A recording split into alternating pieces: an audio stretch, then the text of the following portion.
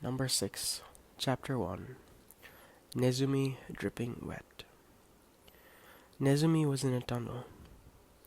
In the darkness, he drew a quiet breath. The air smelled faintly of moist dirt. He inched his way forward carefully.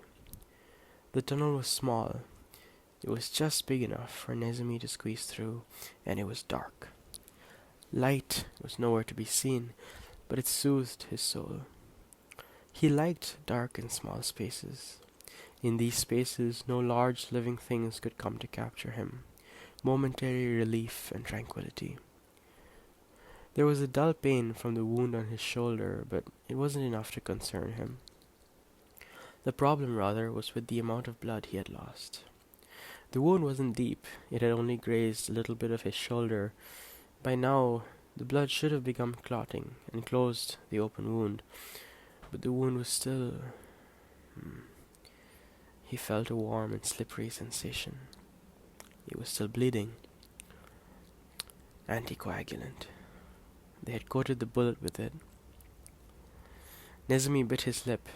He wanted something to stop his bleeding, thrombin or aluminium salt. No, not even so much as that, at least clean water to wash his wound. His legs buckled. Dizziness overcame him. Not good. Fainting from lack of blood, maybe? If it was, that would be bad. Soon, he wouldn't even be able to move at all. But maybe I wouldn't mind. He heard a voice inside him. Maybe it wouldn't be so bad to curl up, unable to move, shrouded in damp darkness. He would nod off to sleep, a long sleep and peaceful death. It wouldn't hurt, not that much. It might feel a little cold. No, that would be taking it too lightly. His blood pressure would plummet. He would have trouble breathing. His limbs would be paralyzed. Of course it wouldn't be painless. I want to sleep. He was tired, cold, hurting, unable to move. He only had to suffer for a little while, he told himself. Stay still rather than struggle fruitlessly. There may be people pursuing him, but none who would rescue him. Then he should just put an end to living. Curl up here and just go to sleep. Just give up. His feet continued forward. His hands ran along the walls. Nezumi gave a more forced smile. His voice was telling him to give up, but his body still doggedly carried on. How troublesome it all was. An hour left. No, 30 minutes. 30 minutes was the time limit for any free movement he had. In that time, he had to stop his bleeding and secure a spot to rest. The bare requirements to keep living. There was movement in the air. The darkness before him was gradually becoming lighter. He took each step painstakingly. He emerged from his dark and narrow side tunnel to a wider area surrounded by white concrete walls.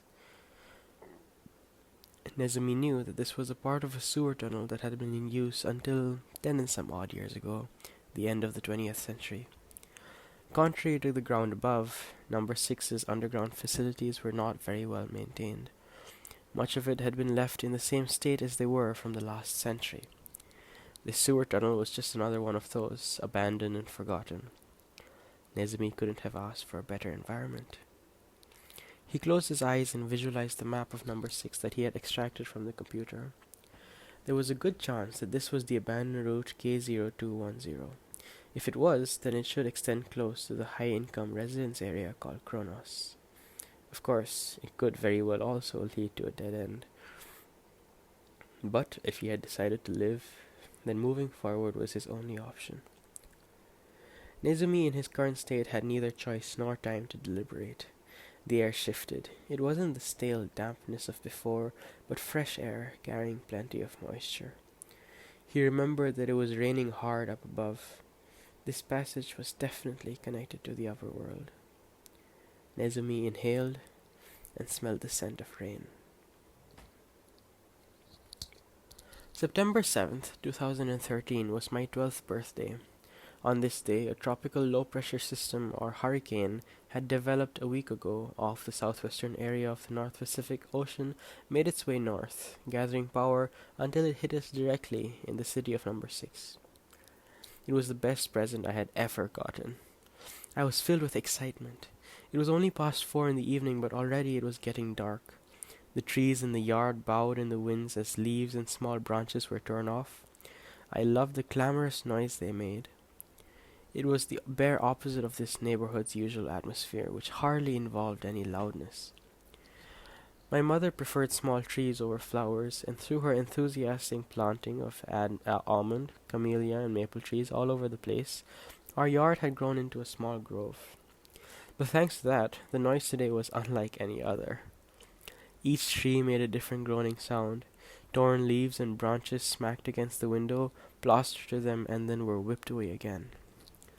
Time and time again, gusts of wind burst against the window. I itched to open it. Even strong winds like these were not enough to crack the shatter-resistant glass, and in this atmosphere-controlled room, humidity and temperature remained stable and unchanged. That was why I wanted to open the window. Open it and bring the air, the wind, the rain, a change from the usual. "Shion," called Mother's voice from the intercom. "I hope you're not thinking of opening the window." "I'm not." "Good. Did you hear? The lower lands of the West Block are flooding. Terrible, isn't it?"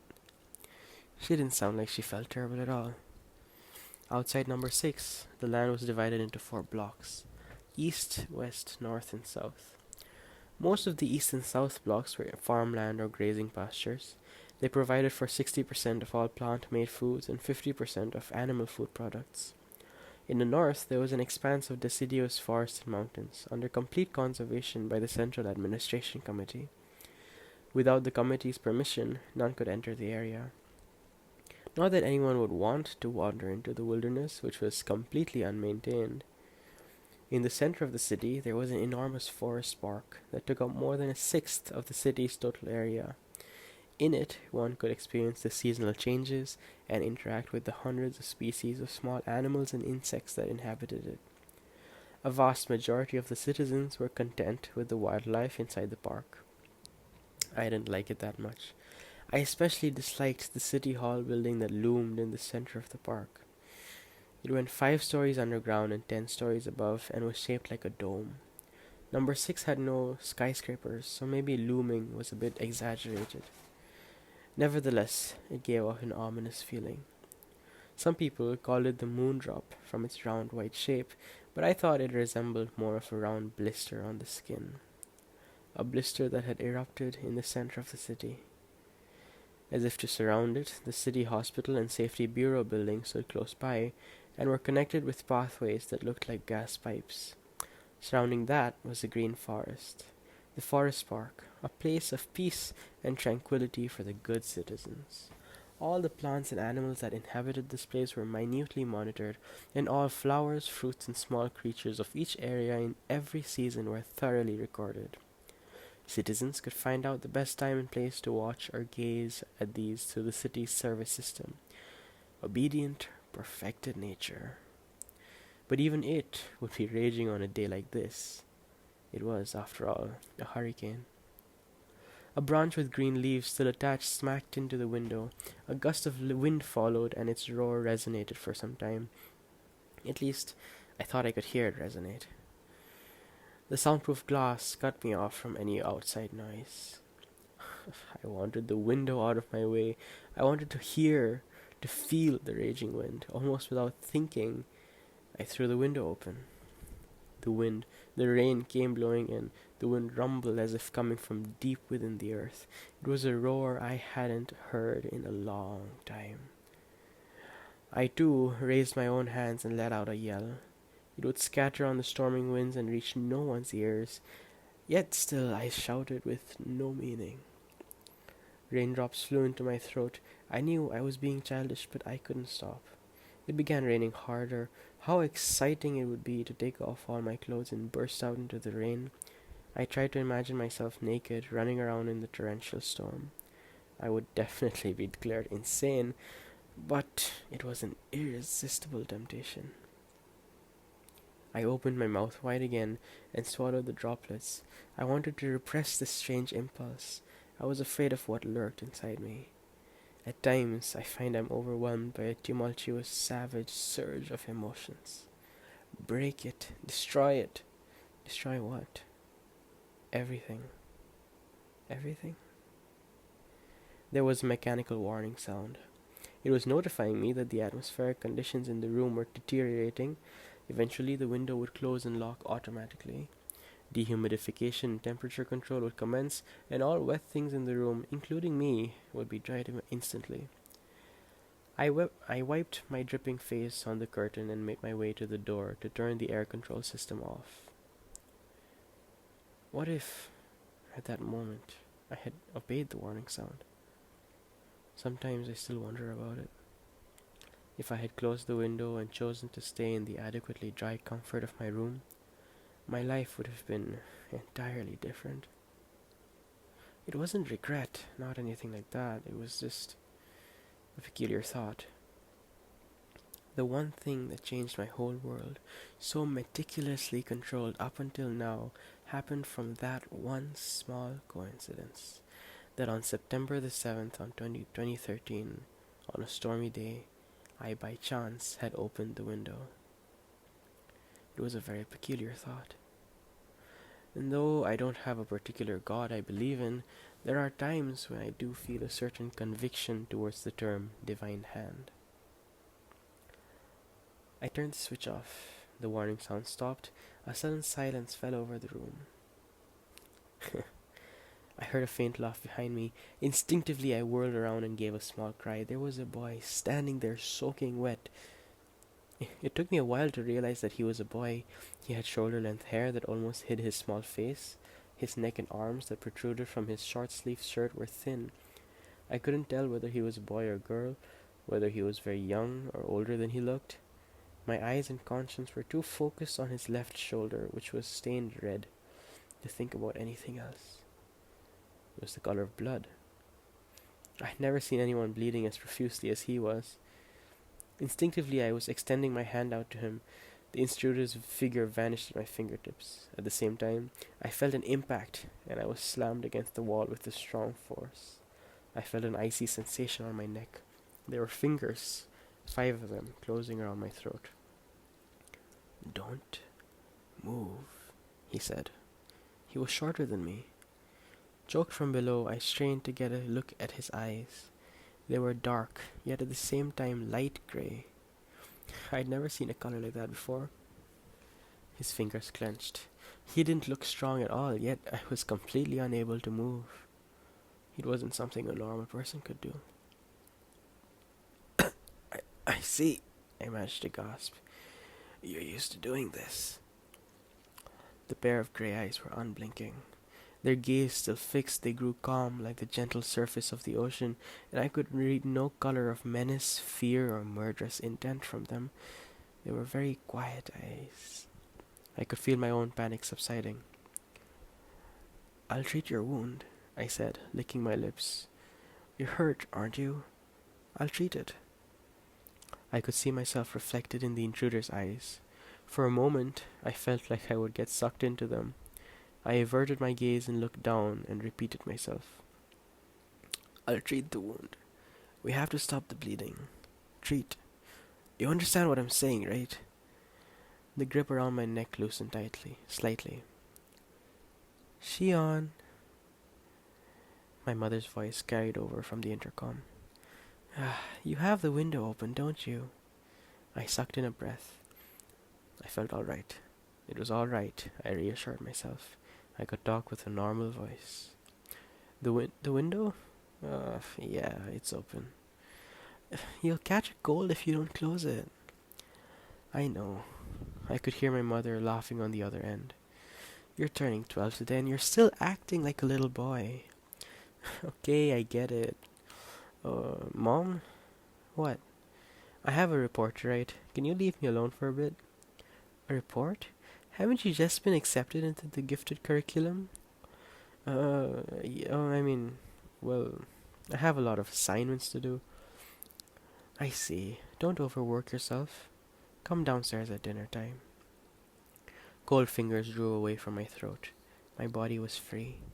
I stretched my hand out to restart the air control system. I made sure to leave the security system off. If I didn't, it would detect the intruder as a foreign presence and would set off a piercing alarm. If the person was recognized as a legitimate resident of number 6, that wouldn't happen, but I couldn't imagine that this soaking intruder would have a citizenship. The window closed and warm air began to circulate in the room. The gray-eyed intruder half collapsed into a kneel and leaned against the bed. He let out a long, deep breath. He was weakened considerably. I took out the emergency kit. First I took his pulse, then tore his shirt open and started cleaning the wound. This... I couldn't help but stare. I wasn't familiar with this type of injury. It had carved out a shallow ridge in the flesh of his shoulder joint. A bullet wound? Yeah, it was a casual answer. Just missed. What's your term for this? A graze wound? I'm no specialist. I'm still a student. Of the gifted curriculum? Starting next month. Wow. High IQ, huh? There was a tinge of sarcasm in his voice. I lifted my gaze from his wound and looked him in the eye. Are you making fun of me? Making fun of? No, when I'm being treated by you, I would never. So, what's your specialization? I told him I specialized in ecology. I had just been accepted into the gifted curriculum. Ecology. It had the least to do with how to treat a bullet wound. My first experience. It was a little exciting. Let's see, what do I have to do first? Disinfect, dress. I have to stop the bleeding. What are you doing? He stared as I took a syringe out of the disinfecting kit and swallowed. Local anesthesia. Alright, here goes. Wait a minute. You're gonna freeze it and then what? Sew it. Supposedly I had said this with such a grin that I looked like I couldn't have been enjoying myself more. It was something I found out much later on. Sew it? Can you get any more primitive than that? This isn't a hospital. I don't have state-of-the-art facilities, and besides, I think a bullet wound is pretty primitive itself. The crime rate in the city was infinitely close to zero. The city was safe, and there was no need for the average citizen to carry a gun. If they did, it would only be for hunting. Twice a year, rules were lifted for hunting season. Olden-day firearms slung over their shoulders, hobbyists would venture into the northern mountains. Mother didn't like them. She said she doesn't understand how people could kill animals for enjoyment, and she wasn't the only one. In periodic censuses, 70% of citizens expressed discomfort at hunting as a form of sport. Killing poor, innocent animals. How violent. How cruel. But the bleeding figure in front of me was no fox or deer. It was a human. I can't believe it, I muttered to myself. Believe what? That there are people who shoot at other people? Unless... Don't tell me that someone from the hunting club shot you by mistake. His lip curled. He was smiling. Hunting club, huh? Well, I guess you could call them that. But they did not shoot by mistake. They knew they were shooting at a human? That's against the law. Is it? Instead of a fox, they just happened to be hunting a human. A manhunt. I don't think it's against the law. What do you mean?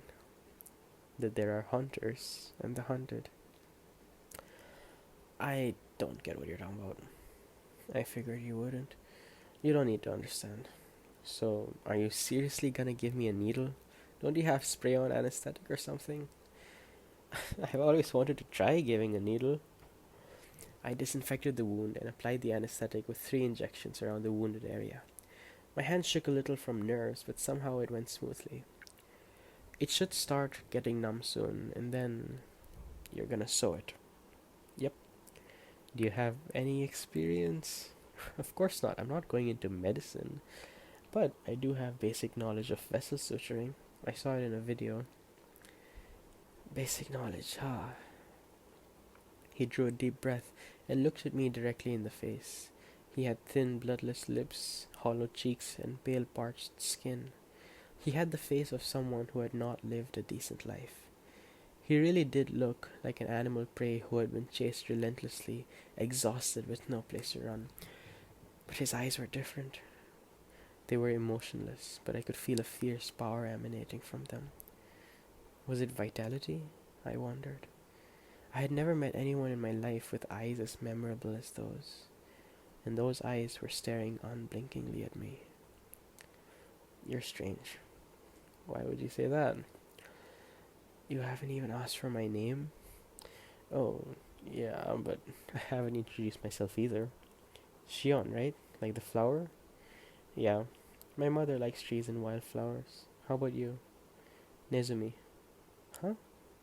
My name. Nezumi? That's not it. Not what? That eye color wasn't that of any rat. It was something more elegant, like the sky just before the break of dawn. Didn't it look like that? I blushed, embarrassed at catching myself spouting off like some lame poet. I purposely raised my voice. Right, here goes. Remember the basic steps of the suture, I told myself. Set down 2 or 3 stable threads and use them as support threads to make a continuous suture. This must be conducted with utmost care and precision. In the case of continuous suture, my fingers trembled. Nezumi watched my fingertips in silence. I was nervous, but a little excited too. I was putting what used to be just textbook knowledge into action. It was exhilarating. Suture complete, I pressed a gauze onto the wound. A bead of sweat slid down my forehead. So you are smart. Nezumi's forehead was also damp with perspiration. I'm just good with my hands. Not just your hands, that brain of yours. You're only 12, right? And you're going into the gifted curriculum of the highest educational institution. You're super elite. This time there was no tinge of sarcasm, nor any hint of awe. I silently put away the soiled gauze and instruments. 10 years ago, I was ranked highest in the city's intelligence examination for 2-year-olds. The city provides anyone who ranks highest in skill or athletic ability with the best education they could wish for. Until the age of 10, I attended classes in an environment outfitted with the latest facilities amongst other classmates like myself. Under the eye of a roster of expert instructors, we were given a solid and thorough education of the basics, after which we were provided with our own set of instructors to move into a field of specialization that was suited for us. From the day that I was recognized as the highest ranker, my future was promised to me. It was unshakable. No small force could make it crumble. At least that's how it was supposed to be. Looks like a comfortable bed, Nezumi murmured, still leaning against it. You can use it, but change first. I dumped a clean shirt, a towel, and a box of antibiotics into Nezumi's lap. And then, on a whim, I decided to make cocoa. I had enough basic cooking appliances in my room to make a warm drink or two. Not exactly fashionable, is it? Nezumi sniffed as he plucked at the plaid shirt. Better than a dirty shirt that's ripped and covered in blood, if you ask me. I passed him a steaming mug of cocoa. For the first time this evening, I saw what looked like a flicker of emotion in his grey eyes. Pleasure. Nezumi sipped a mouthful and murmured softly, "Good. It's good. Better than your suturing. It's not fair to compare like that. I think it went pretty well for my first try. Are you always like that? Huh? Do you always leave yourself wide open? Or is it normal for all you petri dish elites to have zero sense of danger?" Nezumi continued, holding the mug in both hands. You guys can get along just fine without feeling any danger or fear towards intruders, huh? I do feel danger and fear too. I'm afraid of dangerous things and I don't want anything to do with them. I am also not naive enough to believe that someone who comes in through my second floor window is a respectable citizen. Then why? He was right. Why? Why was I treating this intruder's wound and even giving him hot cocoa?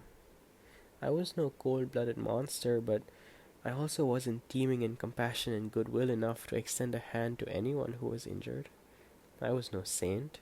I hated dealing with hassles and disagreements, but I'd taken this intruder in. If the city authorities found out, I would be in trouble. They might see me as someone lacking in sound judgment. If that happened, my eyes met with a pair of grey ones. I felt like I could see a hint of laughter in them, like they could see right through me, everything I was thinking, and laughing at me. I clenched my stomach and glared back at him. If you were some big, aggressive man, I would have set the alarm off right then and there, but you were short and looked like a girl and was about to fall over. So, so I decided to treat you. And, and, and your eyes were a strange color that I'd never seen before, and they drew me in. And I wanted to actually see what sewing a vessel was like. Nezumi shrugged and drained the rest of his cocoa. Wiping his mouth with the back of his hand, he ran a palm across the bedsheets. Can I really go to sleep? Sure. Thank you. Those were the first words of gratitude I'd heard since he had come into my room. Mother was sitting on the couch in the living room, engrossed in the flat-screen television mounted on the wall. She noticed me coming in and pointed at the screen. A female newscaster with long, straight hair was broadcasting a warning to all citizens of Kronos.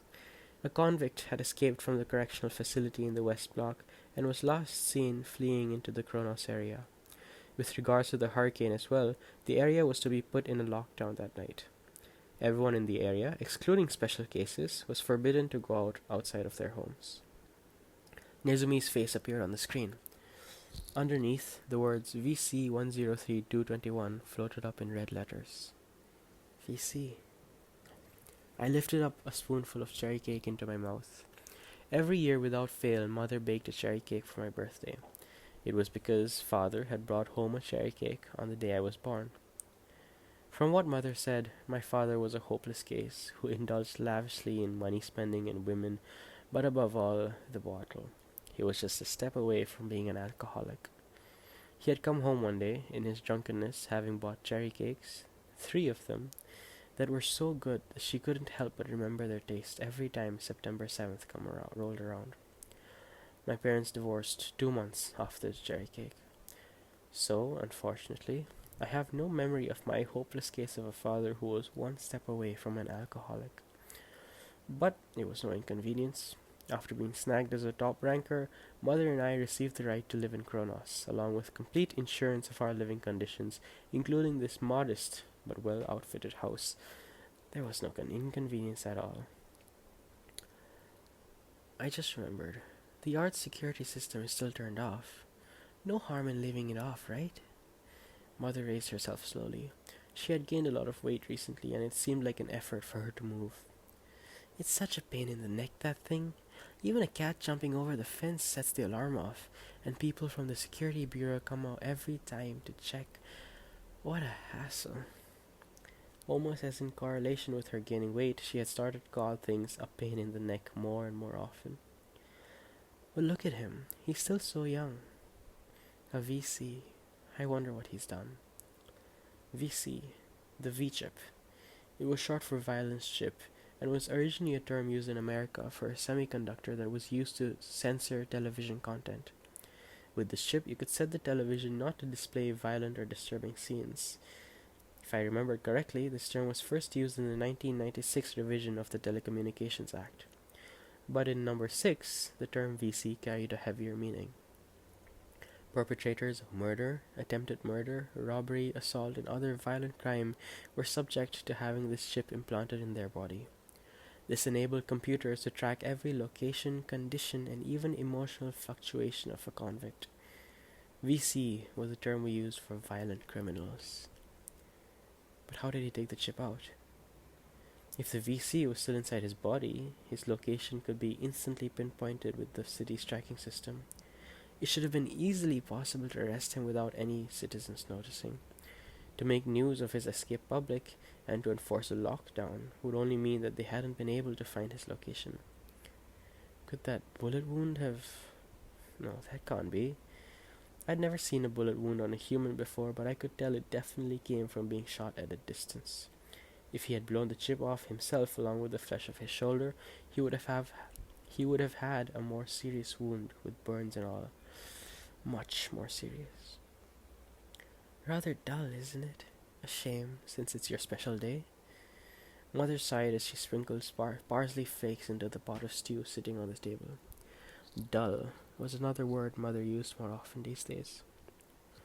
Mother and I were very similar. We were both a little oversensitive and didn't like to socialize much. The people who were around us were nice, so nice there was nothing bad to say about them. My classmates, the citizens around us, were genial, intelligent, and minded their manners. No one raised their voice to insult anyone or treated people with hostility. There were no strange or devious people. Everyone kept up such meticulously healthy lifestyles that even slightly plump figures like my mother's were rare. In this peaceful, stable, and uniform world where everyone looked the same, my mother grew fatter, every other word a pain in the neck or dull, and I began to find the presence of other people oppressing. Break it. Destroy it. Destroy what? Everything. Everything? The spoon slid out of my hand and clattered to the floor. What's wrong? You were miles away. Mother peered inquisitively at me. Her round face broke into a smile. That's rare of you, Shion, spacing out like that. Want me to disinfect that spoon? No, it's not a big deal. I smiled back at her. My heart was racing so fast it was hard to breathe. I gulped down the mineral water in one go. Bullet wounds, blood, VC, grey eyes. What were all these things? They had never existed in my world until now. What business did they have, so suddenly intruding into my life? I had a fleeting premonition, a feeling that a great change was coming. Just like a virus that enters the cell and mutates it or destroys it altogether, I had a feeling that this imposter would upset the world that I lived in and destroy it entirely. Shion, really, what's gotten into you? Mother peered into my face again, her expression concerned. Sorry, Mom. That report is bothering me. I'm gonna go eat in my room. I lied and stood up. Don't turn on the light. A low voice commanded me as soon as I entered the room. I didn't like the dark, so I usually left the lights on, but now it was pitch black. I can't see anything. You don't need to. But if I couldn't see, I couldn't move. I stood helplessly with the stew and cherry cake in my hands. Something smells good. I brought stew and cherry cake. I heard a whistle of appreciation in the dark. Want some? Of course. You're gonna eat it in the dark? Of course. I carefully inched my foot forward. I could hear a quiet snicker. Can't even find your way in your own room? I don't happen to be nocturnal, thanks. Can you see in the dark? I'm a rat. Of course I can. VC 103221. In the darkness, I could sense Nezumi freeze. You were all over the news. Famous. Don't I look so much better in real life? Hey, this cake is good. My eyes were getting used to the darkness. I sat on the bed and squinted at Nezumi. Can you get away all right? Of course. What did you do with the chip? It's still inside me. Want me to take it out? Surgery again? No thanks. But it doesn't matter. The thing is useless now anyways. What do you mean? The VC is just a toy. Disabling it is like a piece of cake. A toy, huh? Yep, a toy. And let me tell you something. This city itself is like a toy too. A cheap toy that's pretty only on the outside. Nezumi had polished off the stew and cake. He gave a sigh of content. So you're confident that you're going to escape when the city's on high alert? Of course. But there's a strict security check for trespassers who aren't registered.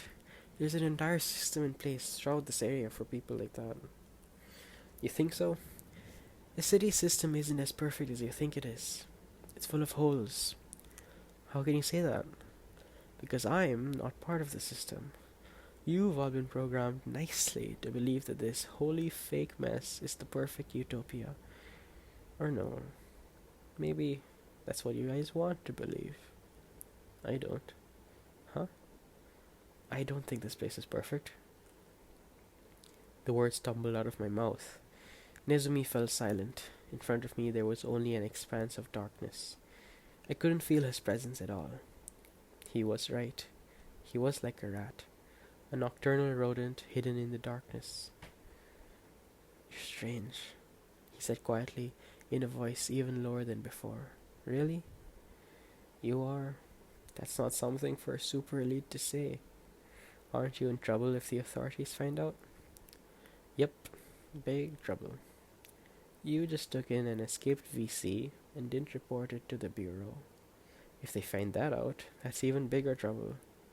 They're not gonna let you off easy. I know. Nezumi suddenly grabbed my arm. His thin fingers dug into my flesh. Do you really? I mean, it's not my problem what happens to you, but if you end up being wiped out because of me, I wouldn't like that. I'd feel like I did something horrible. That's considerate of you. Mom always told me don't cause trouble for other people, he said lightly. Then are you gonna leave? No. I'm tired and there's a hurricane outside. And I finally got a bed. I'll sleep here. Make up your mind. Papa always told me to separate my public manners from my private feelings. Sounds like a great father. His fingers withdrew from my arm. I guess I was lucky that you were strange, Nezumi said softly. Nezumi? How did you get to Kronos? Not telling. Did you break out of the correctional facility and get into the city? Is that even possible? Of course it's possible, but I didn't get into number 6 on my own. Someone let me in. Not like I wanted to come here, though. Let you in? Yup. I was being escorted, you might say. Escorted? By the police? To where? The correctional facility was located in the West Block, a high-security zone.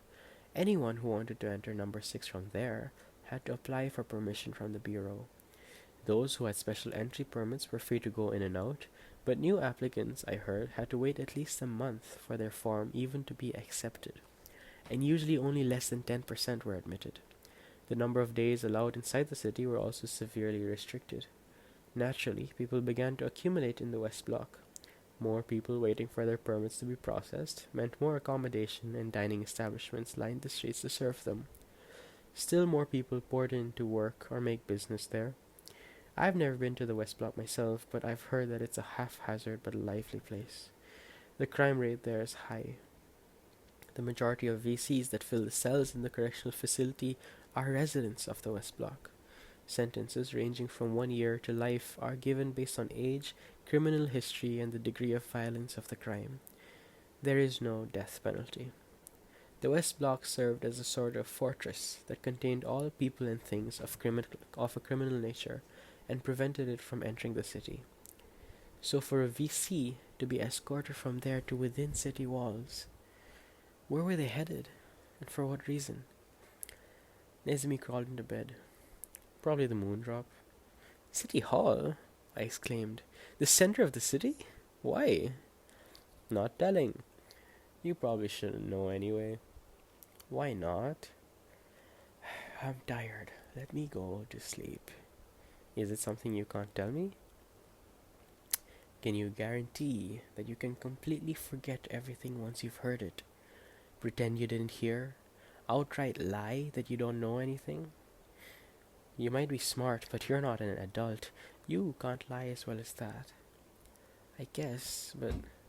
So don't ask me in the first place. In return, I won't tell anyone either. Huh? About what? About how you were yelling out the window. He had seen me. I could feel my face burning with embarrassment. It totally caught me off guard. I snuck into your yard and was wondering what to do next, and suddenly the window opened and you stuck your face out. Hey, wait a minute. I was watching for what you'd do next, and then this time you started screaming. I was caught off guard again. I don't think I've ever seen anyone screaming with a face like, Shut up! I lunged at Nezumi, but all I felt was the pillow as I fell on top of it. In a flash, Nezumi was up. He slid a hand under my arm, and with a quick twist, I was effortlessly flipped over onto my back. Nezumi climbed over me and pinned both my arms down with one hand. His legs straddled my hips and pressed them down hard. For an instant, I felt a tingle of numbness run through my legs all the way down to my toes. It was impressive. In the space of a split second, I had been trapped, immobilized, and pinned to my own bed. With his free hand, Nezumi spun the soup spoon around. He pressed the handle against my throat and lightly slid it across. He crouched so that his lips were at my ear. "If this was a knife," he whispered, "you would be dead." A muscle in my throat twitched. Amazing. That's amazing. Is there a trick to doing that? Huh? How can you immobilize someone so easily? Are there special nerve points you press down or something? The force pinning me down relaxed. Nezumi sank down on top of me, trembling. He was laughing. "I can't believe this. You're hilarious." "What a natural," he gasped. I circled my arms around Nezumi and stuck my hands up the back of his shirt. It was hot. His burning skin was damp with sweat. "I knew it. You're catching a fever. You should take those antibiotics." "I'm fine. I just want to sleep." "If you don't bring your fever down, it'll drain you even more. You're burning up." "You're pretty warm, too." Nezumi gave a deep sigh and murmured absent-mindedly, "Living people are warm." He became still, and not long after that I could hear quiet, measured breathing coming from him. With his feverish body still in my arms, before I knew it, I too was drifting off to sleep. When I woke the next morning, Nezumi was gone. The plaid shirt, towel, and emergency kit were gone with him.